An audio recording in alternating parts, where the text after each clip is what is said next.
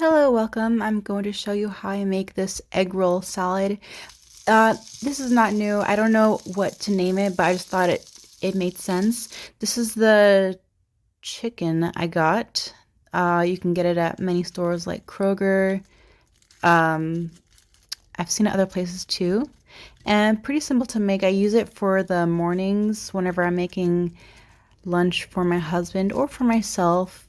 And I like to make his lunch fresh every day. I don't know, I really like to do it. And I use romaine lettuce. I think that it's the superior lettuce compared to other ones for my light green vegetables. And I shred some carrots. Usually a fine cut carrot would be good, but I liked a little sliced thin ones. And cucumbers, which add some crunch and flavor. And I don't know, this technique is probably so amateur, but I slice the cucumbers while it's still in its shape and then I slice it out. Like it's terrible technique, I know, but for me it's just whatever I can do to avoid using the cutting board is what I'm gonna do. So same thing with the cabbage. You can, oh, for this, you can also use purple cabbage, but I didn't have any, so I used my green cabbage and it works the same. Same flavor. I give it a little wash because you never know what's inside these things these days. But it's probably easier to use a grater to cut these, but I just use my fingers because once again, the objective is to use as little equipment as possible. Just it's like I can go ahead and cut all these things, but I can't use a cutting board. Like I'd rather put the effort into just doing it the hard way than use a cutting board. And I just like to make my life difficult like that sometimes.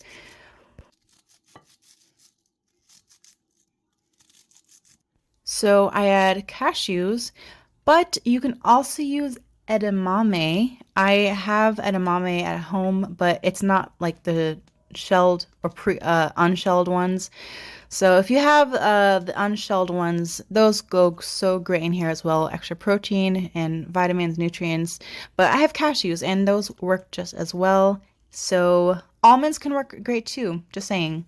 Gotta have my bell peppers. I learned that bell peppers actually contain more calcium than oranges. So I consume those quite often now. And the red is just for flavor. It could be green or whatever, but I just think the red is just pretty to use in here. And once again, I am cutting without the cutting board. So the chicken has been cut up and fried and seasoned. I add a little bit more of my own seasoning to it and let it cool a bit so that way you don't melt the lettuce or let it like wilt. And add it on top. Oranges. Oh, the citrus adds just a beautiful flavor. Beautiful. So I add that and it really gives that pop. So I add the sauce next, and the sauce is made from scratch. It's just so delicious when you make it that way. These are the ingredients. I don't really feel like I need to say. Oh, well, I will. Garlic powder, sesame oil, soy sauce, ginger powder, yuzu sauce from Trader Joe's, agave, and vinegar. These things make a wonderful flavor for my salad dressing. And here's another hard thing that I do. I decide to make my sauces individually per day. I don't really make a huge batch. I just make every single time I use a sauce, I make it fresh that day. I have too much time on my hands. I know.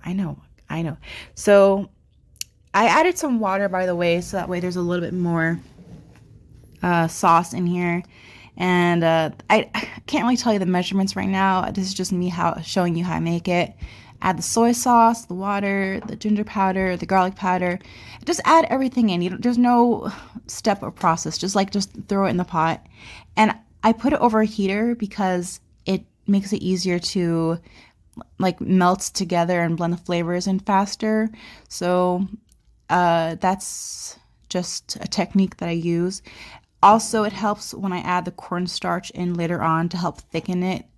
Whenever you're adding cornstarch, make sure that you dilute it in water first and then add it to the sauce. Otherwise, you're going to get a bunch of clumps in there.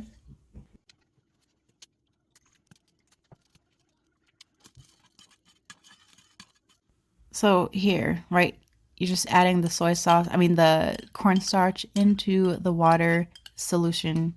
Why am I making it sound like a chemistry thing? I don't know. And then you just add it to your sauce.